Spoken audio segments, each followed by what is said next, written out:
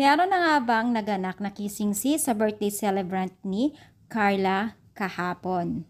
So yan po ang ating pag-usapan for today's video. At syempre, bago natin pagpatuloy ito, kung bago ka pa lang sa aking channel, please subscribe po, like, and pakit na rin po natin guys ang notification bell upang ma-update po tayo tuwing ako pinag-upload patungkol sa Team Kalingap. And please support po natin ang buong Team Kalingap, lalong-lalo na po kila Kalingap Rab at Kuya Bal.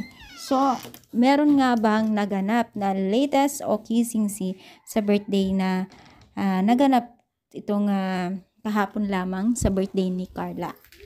So, marami pong nagtatanong no na kung mga excited no na kung meron ba daw kilig moment sa naganap dito sa birthday ni Carla, na talaga naman pong inaabangan hanggang ngayon at excited po na makita yung video galing kay Kalingap Rab, no? Kasi kahapon pa lamang po guys ay marami na pong nagtatanong kay Jens, kay Kuya Jens na kaibigan ni Kalingap Rab during nagla-live po siya kagabi ba pauwi galing sa birthday ni Carla, no? So syempre si Kalingap Kuya Jens ay hindi po siya pwedeng magsalita kasi syempre naman guys, no, gusto nila ay si Kalingap Rab ang unang mag-upload at doon natin mismo makita yung mga kilig moment at talagang minado itong si Kalingap Jens, Kuya Jens, na maraming pasabog o maraming talagang makikita natin na kikiligin tayo dito sa ganap na birthday celebrant ni Carla. At syempre yan ang inaabangan ng nakakarami at alam ko po isa ka dyan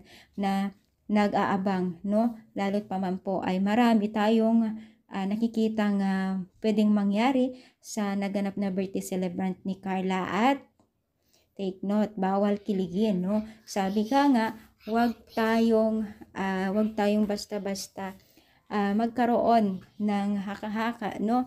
Pero alam ko po na marami pong kikiligin dito dahil po sa mga kaganapan at sinabi po ni Jens. At dito pa lang po sa photoshoot ay talagang marami na pong kaganapan na nakakakilig. Kaya naman po sana ay pagpatuloy natin yung pagiging support natin sila at abangan po natin yung mga bawat upload po ni Kalingap Rab ngayon dahil sobrang maraming nakakilig. At take note, itim pala ang kanilang damit, no?